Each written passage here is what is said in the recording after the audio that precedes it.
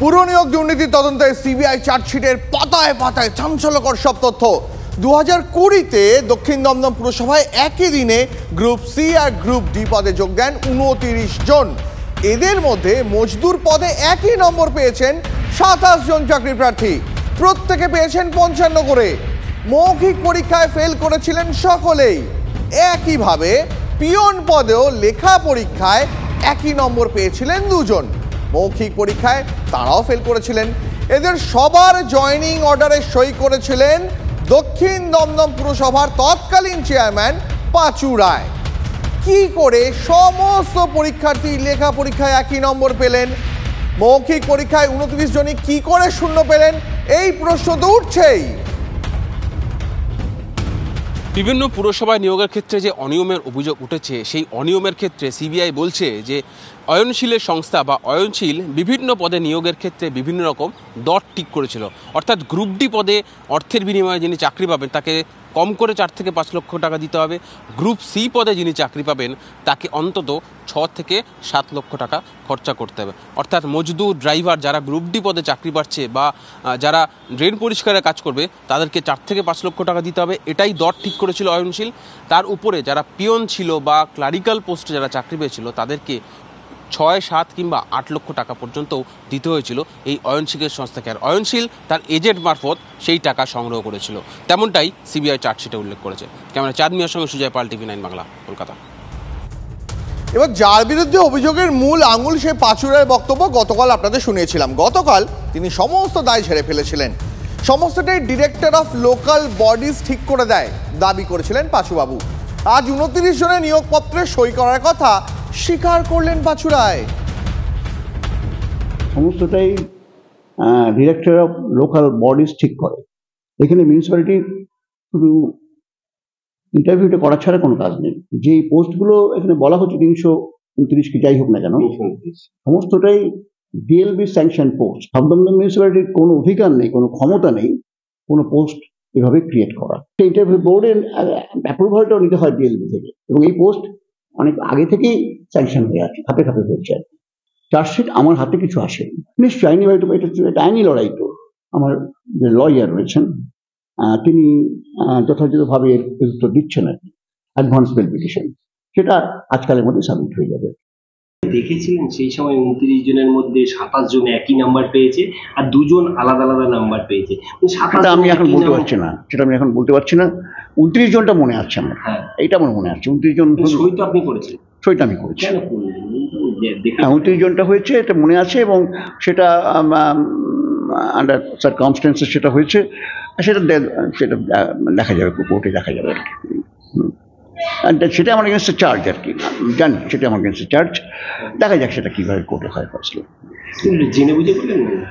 জেনে বুঝে সই যখন করেছি, আমার একটা প্রাপ্তবয়স্ক লোক, এত বছর আমি বলি না জেনে বুঝে করিনি, আন্ডার প্রেশার করেছি, এগুলো তো ঠিক কথা না আর কি। কেউ তো আমার হাতে জোর করে সই করায়নি, মানে এই কথাগুলো বলার কোনো মানে হয় না। আন্ডার প্রেশার করেছি বা আর তড়িঘড়ি সব বলেছে করেছি, এইগুলো বলার কোনো মানে হয় না আর কি, নো রিজন। আমি একটা প্রাপ্তবয়স্ক লোক, যথেষ্ট রাজনীতি করেছি, সব কিছু করেছি, তার প্রশ্ন কনস তার কিন্তু দায়িত্ব আমাকেই নিতে হবে, এটা ঘটনাটা। তো পাঁচুবাবু সরাসরি বলতে পারতেন যে মুখ্যমন্ত্রীর নিয়ন্ত্রণে হচ্ছে। পাঁচুবাবুর ইঙ্গিত খুব স্পষ্ট। পার্থবাবুর মতন পাঁচুবাবুও বুঝিয়ে দিয়েছেন ঠারে ঠারে, ওই সরকার তো একটাই না, একটা পোস্ট, বাদ বাকি ল্যাম্প পোস্ট সবাই আমরা জানি। তাহলে সেই সরকার মানে মুখ্যমন্ত্রীর নিয়ন্ত্রণে এই দুর্নীতি হয়েছে। পাঁচুবাবু, পার্থবাবুরা বলেছেন।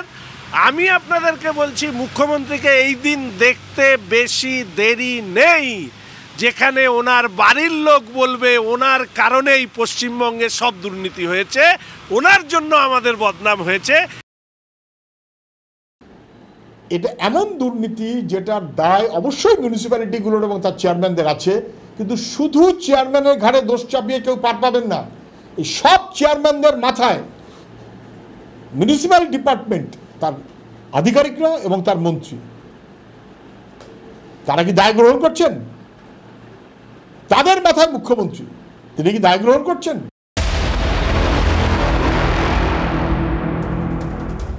দেখুন, TV9 বাংলা সব সময় মানুষের পাশে থাকে, সমস্ত দুর্নীতির বিরুদ্ধে TV9 বাংলা সব সময় গর্জে ওঠে।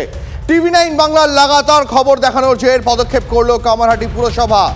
আরিয়াদহে ত্রাস জয়ন্ত সিং এর হোয়াইট হাউসে নোটিশ দিল কামারহাটি পুরসভা। বেআইনিভাবে বাড়ি করায় দেওয়া হলো নোটিশ। জয়ন্ত সিং বা জায়েন্ট সিং যে জায়গায় বাড়ি তৈরি করেছে সেই জায়গাটি দিলীপ মুখার্জির।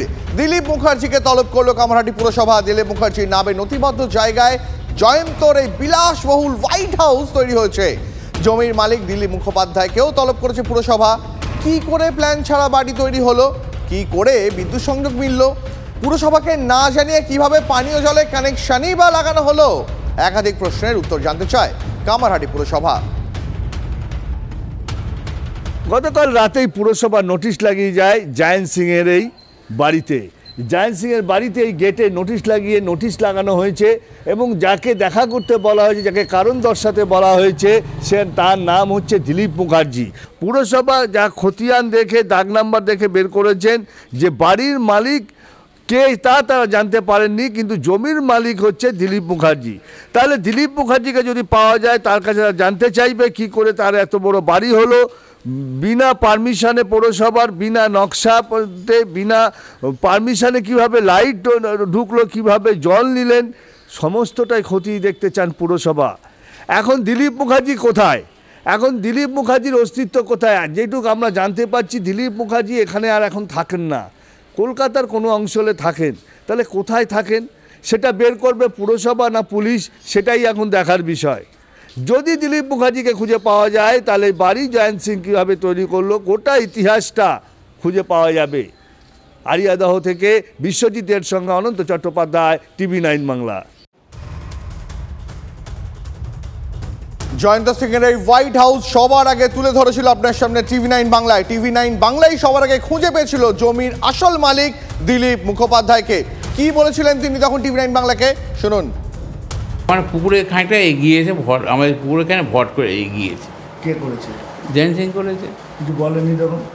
আর আমাদের ওখানে একটা 10 ফুট রাস্তা ছিল পুকুরে যাওয়ার, হ্যাঁ, কমন প্যাচে, ওরও ছিল আমারও ছিল। ওটাও দখল, ওটা পুরো দখল করে গেট বসিয়েছে, আমরা ঢুকতে পারি। কে করেছে? জয়ন্ত সিংই করেছে, আবার